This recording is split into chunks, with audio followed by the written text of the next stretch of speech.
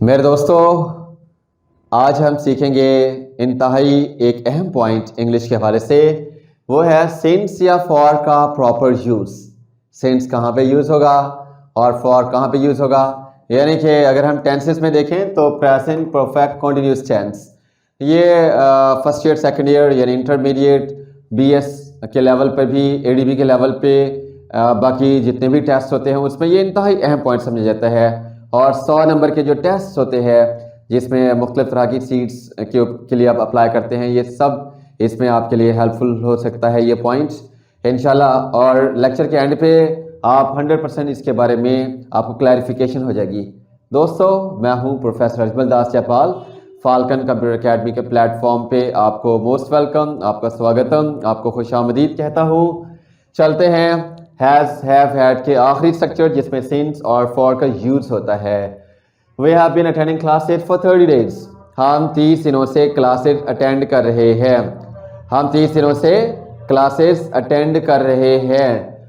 हाँ, ये भी हो सकता था we have been attending classes since Monday. हम मंडे से क्लासेस अटेंड कर रहे हैं। We have been attending classes since July.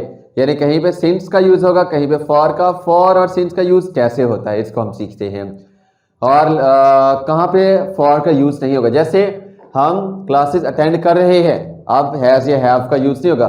We are attending classes, we are attending, यानी बी फैमिली का स्ट्रक्चर जो हमने पढ़ा था जिसमें कॉन्टिन्यूटी थी, हम क्लासेस अटेंड कर रहे हैं, तब वो सिचुएशन टाइम आ जाए, पॉइंट ऑफ टाइम या पीरियड ऑफ टाइम, तब हम ये यूज करेंगे। जैसे हम 30 दिनों से क्लासेस अटेंड कर रहे हैं, we have been attending classes for 30 days.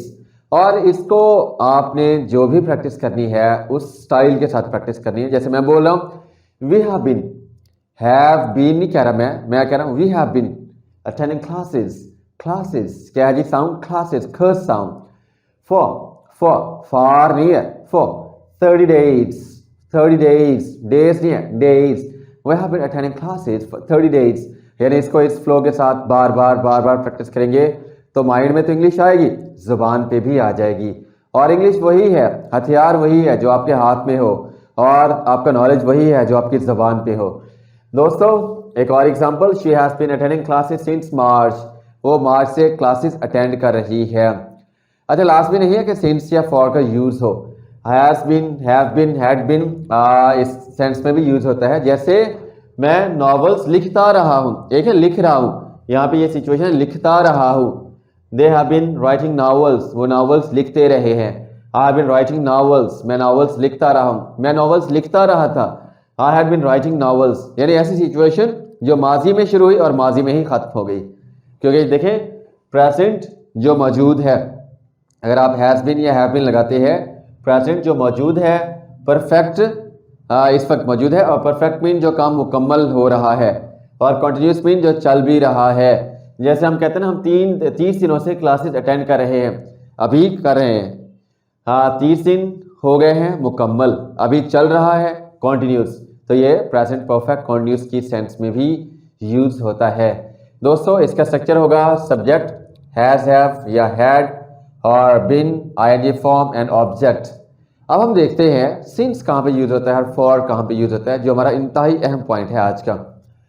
दोस्तों, पहले हम सीखते हैं फॉर कहाँ पे यूज होता है। फॉर होता है पीरियड के लिए। पीरियड मीन्स दौरानिया, कि यहाँ से लेकर यहाँ तक ये दौरानिया है। एक दिन, एक घंटा, एक मिनट, एक साल, एक सदी दौरानिया है। जैसे 1 सेकेंड, 1 मिनट, 1 आवर, 1 घंटा, 1 दिन, 1 हफ्ता, 1 साल, 1 माह, 1 सदी, 5 सदियाँ, 5 साल, 5 महीने, 5 हफ्ते, 10 दिन, 20 घंटे, 5 घंटे, 10 घंटे, 5 मिनट, 20 मिनट। यानी वो तो आप वेरी कर सकते हैं ना, 5 मिनट, 10 घंटे, 20 घंटे। लेकिन पीरियड है, क्या है मेरे दोस्तों? पीरियड है। इसके लिए आप ये यूज करते हैं। और दूसरा है sense. Sense means point of time. Sense का मतलब क्या है? Point of time. जैसे 3 o'clock, 3 बजे से। हाँ, हम 3 बजे से क्लासेस अटेंड कर रहे हैं। We have been attending classes since 3 o'clock। 3 घंटे नहीं, 3 बजे। सिंस 3 o'clock, हम 3 घंटे 3 बजे से, 3 घंटे नहीं, 3 बजे से क्लासेस अटेंड कर रहे हैं। They have been playing football since 4 o'clock, वो 4 बजे से फुटबॉल खेल रहे हैं। 4 घंटे नहीं, घंटे के लिए तो फॉर होगा, बजे के लिए सिंस का यूज होगा।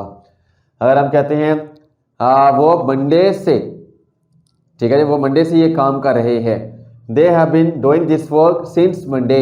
अगर हम कहते हैं वो ये काम कर रहे हैं, तब हम कहेंगे they are doing this work. अगर टाइम नहीं है ना, टाइम का मेंशन नहीं है, जैसे हम कहते हैं बारिश हो रही है, इट इज रेनिंग, ये इसको जल्दी बोलते इट्स रेनिंग। अच्छा जी, सुबह से बारिश हो रही है, it has been raining since morning, it has been raining since evening. Fine, मैं बचपन से इंग्लिश बोल रहा हूं, I have been speaking English since childhood, I have been speaking, I have been learning English since childhood. इस sense में ये use होता है।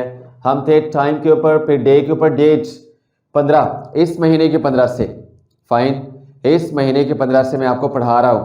आई have been teaching you since 15th of this month, या सिंस 15th जनवरी, या since जनवरी, जनवरी से मैं आपको पढ़ा रहा हूं, महीना है, मंथ है, तब भी ये यूज होगा।